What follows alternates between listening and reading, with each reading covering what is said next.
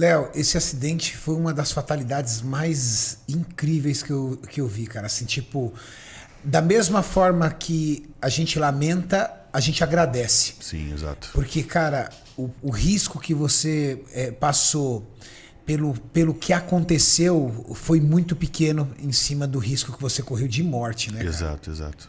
Eu, como eu tava te falando, né, cara, foi realmente um livramento de Deus, porque tudo podia ter sido muito pior. Eu podia não estar aqui hoje com vocês. Podia não estar aqui mesmo. Você estava na sua casa com amigos. Isso, eu tava em São Paulo, passei uma semana, duas aqui gravando pra caramba e voltei e falei, pô, vou fazer um jantar pra uns amigos, um casal de amigos. Chamou uma galera lá pra casa. Então a gente tava montando tudo bonitinho. Minha casa tava ficando pronta, minha casa nova. Então era a primeira resenha da casa, assim, nova, pra meio que inaugurar, assim, com as pessoas mais íntimas. E eu falei, pô, vou fazer vou cozinhar do lado de fora e tal, fazer todo um bagulho meio fundir e tal. Marshmallowzinho, paraná. Então peguei lá aquele fogareiro de camping, aquele botijãozinho. Pequenininho, né? Botijãozinho pequenininho de gás, assim. Acho que é de 3 quilos. Não é nem aquele botijão de ferro que parece um botijão de cozinha, não. É uma latinha pequena, assim. Ah, sim. Ela é meio losango, meio em formato de losango. Daí o fogareiro ele tava meio com defeito, então eu encaixei ali inclusive, antes não, na verdade, a Yasmin, minha mulher, ela falou assim, Léo, onde tá o gásinho novo do fogareiro que eu vou já ligando pra você? Eu falei, não mexe nisso não, que é perigoso, deixa que eu faço. Meu. Foi a sorte, porque se fosse Foi ela... sorte. Cabelo de mulher, ia lamber, ia queimar Meu o rosto Deus. dela todo. Bom, daí eu fui colocar, encaixei, pum, ficou lá bonitinho. Só que eu percebi que começou a vazar. Eu falei, puta, esse bagulho tá horrível, não tá encaixando direito. Aí eu fui tentando acertar e ele foi cada vez vazando mais. Daí eu desisti, que eu já tinha vazado tanto gás que eu falei, pô, não vai nem durar mais o tempo que precisa durar pra cozinhar as coisas, então eu desistir. Quando eu apoiei na mesa, então eu soltei ele, meio que soltei, o gás vazou muito mais. E aí ele pegou em alguma coisa que tava em brasa, alguma paradinha, e todo o gás que tava em volta, na atmosfera, no oxigênio em volta de mim, Explodiu. lambeu. Então formou uma concentração de gás ali por esse vazamento. Isso. E aí. E Você sabe que uma lâmpada é o suficiente, né? Uma lâmpada. Uma lâmpada ligar. Uma lâmpada ligar é o suficiente. Muita gente acontece isso, de o gás em casa, na cozinha, tá vazando, chega na cozinha, liga a lâmpada, explode. A sorte, uma das sortes, não, melhor, sorte não, uma das coisas que Deus ali promoveu pra mim. Eu tava do lado externo, então não teve aquela expansão de ar, não enclausurou o gás estava se dissipando no oxigênio. Outra foi que o gás, a maioria do gás, assim, esses 80%, 90% do gás já estava lá de fora, não estava no gás, no botijão. Então eu não sei se talvez poderia ter explodido aquilo na minha mão e eu realmente ter morrido naquele dia. Mas eu me vi envolvido numa bola de fogo. E em um segundo.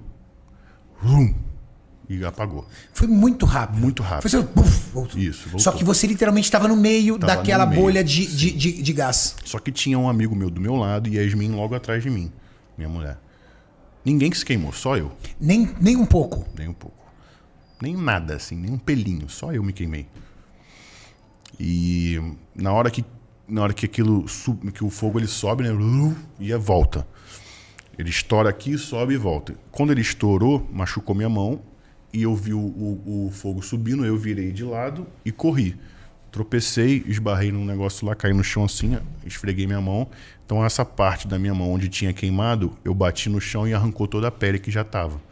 Então aqui eu fiquei com uma queimadura de 3º grau profundo, gigante. Então meio que... Você teve perda de tecido ali. Sim. Daí... Só que na hora não doeu, assim, aqueles primeiros 2 segundos não doeu. Aí eu falei, mentalmente eu pensei, puta, que bom. Que susto. Não me queimei, foi só um susto. Só que na frente tem uns espelhos, né, uns vidros assim. Daí quando eu olhei no vidro, eu vi meu braço derretendo, meu rosto derretendo.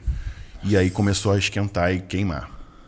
Nossa. Aí eu fui correndo, tirei a camisa, correndo, fui pro meu banheiro, liguei a água gelada e fiquei embaixo. Começou a acalmar um pouco aquela tensão de frio, de calor, começou a esfriar, mas ainda estava ardendo. Aí eu comecei, na luz de dentro de casa, eu comecei a reparar, minha mão faltando um pedaço, meu braço derretendo, meu rosto derretendo.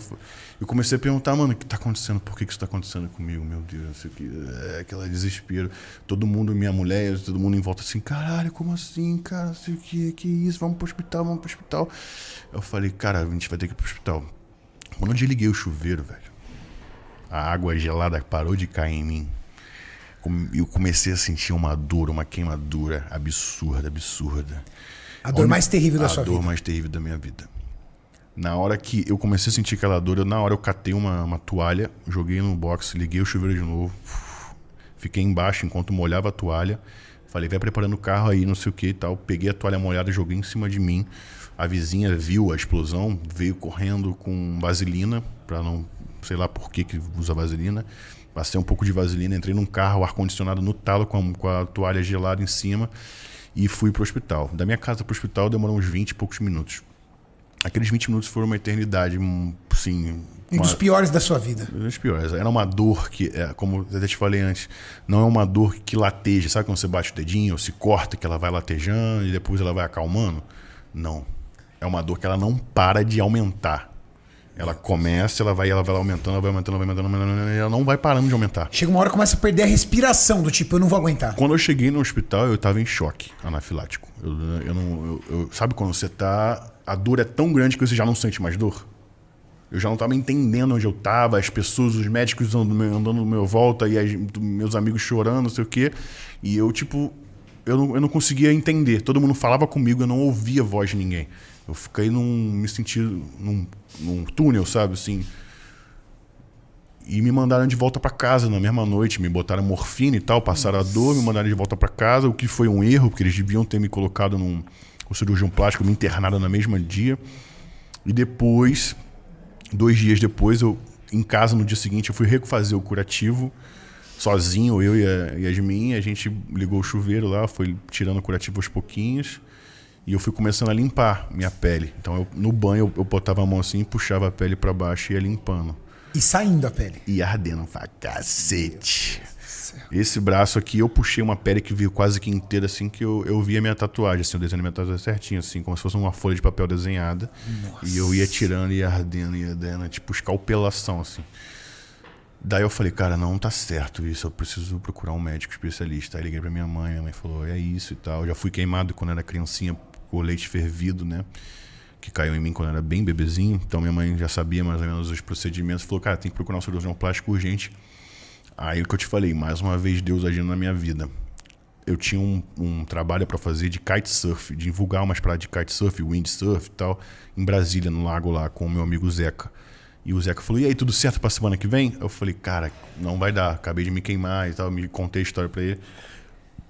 E ele é manager, né? Ele junta projetos, o trabalho dele é juntar projetos, pessoas que querem fazer coisas com o governo e tudo mais. Ele falou, Léo, você não acredita, mano. Há 1 mês atrás eu fechei um grupo de médicos que estão trazendo uma parada de uma tecnologia nova especial para queimadura, que é uma pele, uma membrana da mucosa do estômago de ovelha, que quando você coloca na queimadura, o corpo absorve aquela pele da ovelha, os nutrientes dela, e vira a sua pele. Puta, uma tecnologia nova. Não é igual a pele de tilápia que você enrola. Sim. E depois você tira. Não, é uma parada que você coloca e aquilo ali gruda na sua pele. Eu falei, qual a possibilidade de você encontrar o cara que estava trazendo uma tecnologia nova para queimados? Cara, é muito louco. E ele falou, vou entrar em contato com o pessoal, eles vão te indicar o melhor médico perto da sua casa. Aí me indicou um médico especialista em queimadura que faz o uso desse negócio. A marca já mandou um estoque maior desse negócio pro médico e tudo mais. Já fui pro médico lá, no Dr. Tiago Bom, né? Se alguém precisar um dia de algum cirurgião plástico, pode procurar. Aí lá em Niterói Dor, longe da minha casa, mas eu fui. Aí cheguei lá, a gente fez as primeiras consultas. Ele falou, Léo, tem que internar já agora. Não tem medicamento, não tem que você fazer em casa nada, é aqui. Então a partir dali começou a minha recuperação. Até então eu estava só fazendo bosta em casa. Nossa. Então ali eu desci para o centro cirúrgico, totalmente, como fala, sedado, né? tem que fazer sedado, porque uma pessoa normal não aguenta fazer uma raspagem de pele queimada, que você raspa a sua pele que já está queimada com uma bucha. Então você imagina a bucha rasgando a sua pele toda e tirando, escalpelando tudo. Então eu tive que fazer. Te apagava? Apagava e fazia, mas quando você acordava no... Você tava fritando, tava inflamado. Tava fritando, o bagulho ardia como se tu tivesse caído de bicicleta e ralado o corpo todo, sacou? E a mãe passava metiolate. E a mãe passava metiolate, o metiolate raiz, né? Daí, mano, tipo, eu fiz 7 cirurgias. No caso, 7 vezes que eu desci lá pra baixo pra fazer essa raspagem da pele. 7 cirurgias, cara. Então, toda vez, de 2 em 2 dias, eu descia e raspava a pele de novo. Até ela nascer reta, certinha, bonitinha. Então, aí lá, na 7ª vez, ele falou, pronto, agora a sua pele tá nascendo retinha, perfeita. Agora é só cuidado curativo e esperar o tempo passar. Não pode pegar sol, não pode fazer mais nada em questão de área externa, porque qualquer raio ultravioleta pode ocasionar alguma coisa. Então, eu tive que fazer essa malha aqui, uma malha especial para queimadura. Então essa malha está na minha mão, nos meus braços, no meu peito, porque eu queimei um pouquinho as costas. A parte da frente do peito aqui não tem nada, mas as costas tem um pouquinho. Então, e passar cicaplaste, várias coisas que passam na pele para ela cicatrizar. E o corpo, como eu estava te falando antes, o corpo ele tem é normal do sistema metabólico do corpo quando você se queima, independente se você é um fisiculturista, se você tem músculos demais ou não, até uma pessoa comum, até o Maurição, por exemplo, bem magrinho, quando você queima, quando você se queima, o corpo entende que tecido regenera tecido, então ele tira as calorias do músculo para nutrir e recuperar a pele. Então, independente se você é forte ou não, isso vai acontecer no seu corpo. Ou seja, você tinha que comer pra caramba e perdendo peso absurdamente. Exato. Eu vou perder peso. O médico falou, Léo, tem uma notícia muito ruim pra te dar. Tecido regenera tecido.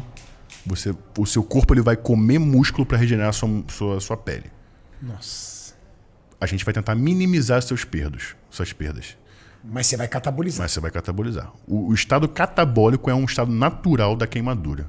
Independente se o cara é fisiculturista ou não.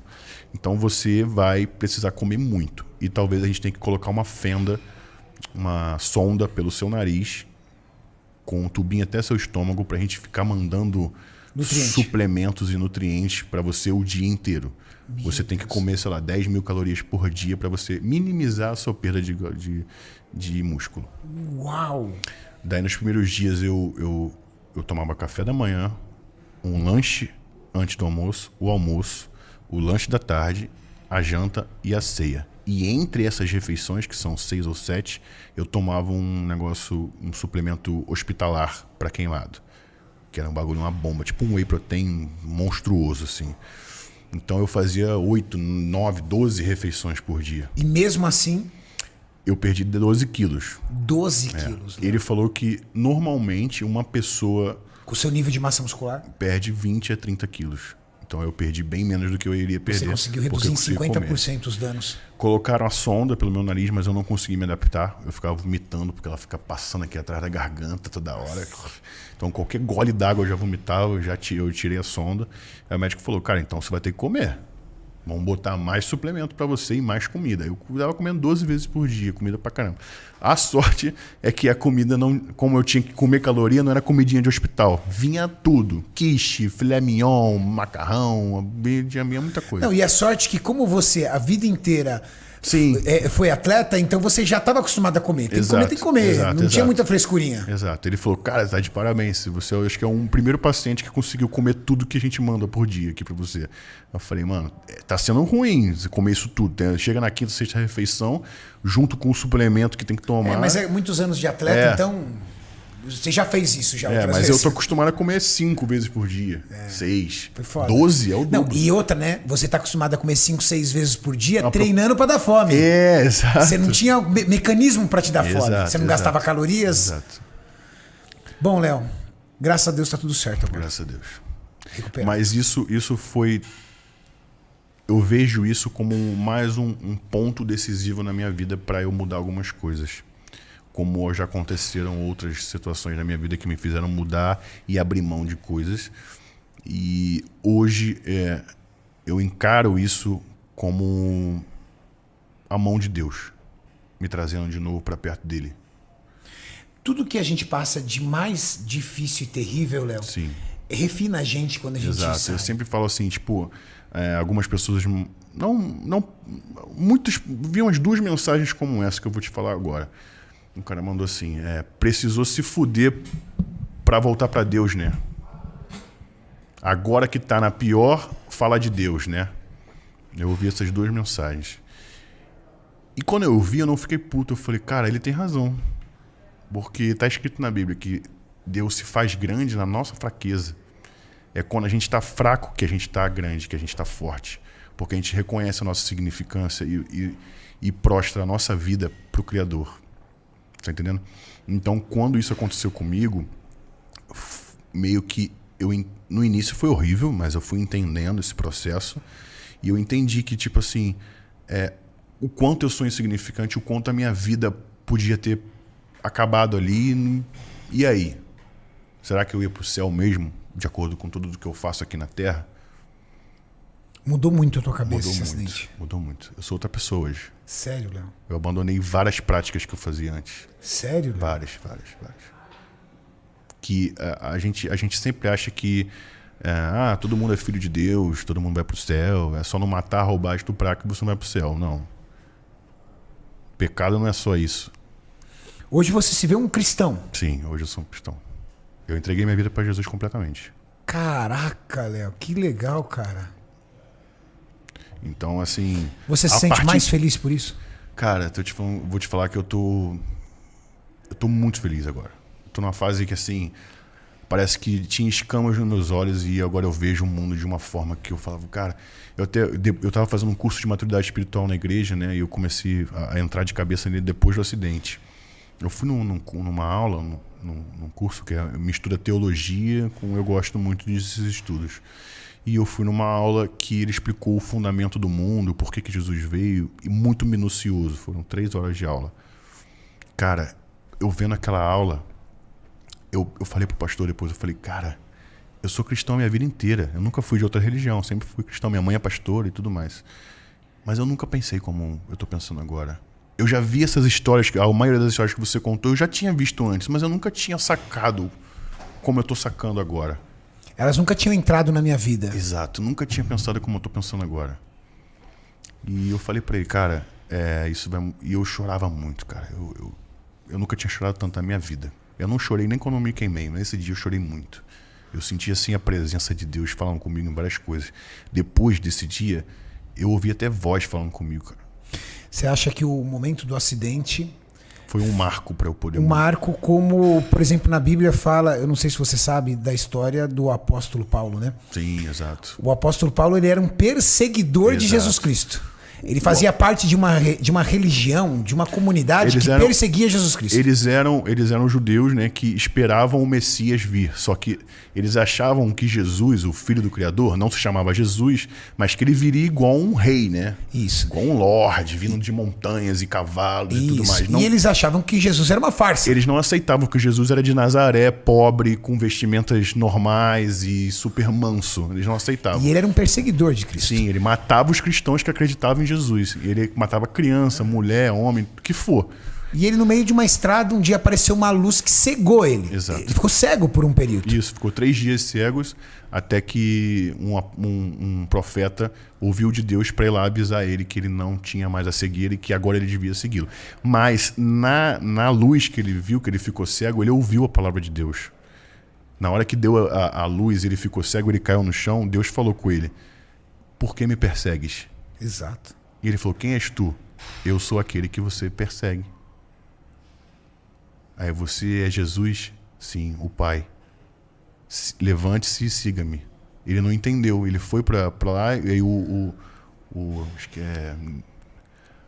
Eu não lembro o nome. Não me recordo, mas aí teve um profeta que foi e chamou ele. Falou pra ele, para com isso. Tira suas vendas. Ele tira as vendas e ele tá enxergando. Deus agora mandou você vir servir. E foi o maior apóstolo de Jesus Cristo. O maior apóstolo de Jesus. A maioria dos evangelhos escritos na Bíblia foram escritos por Paulo. Por Paulo. Muito louco, né?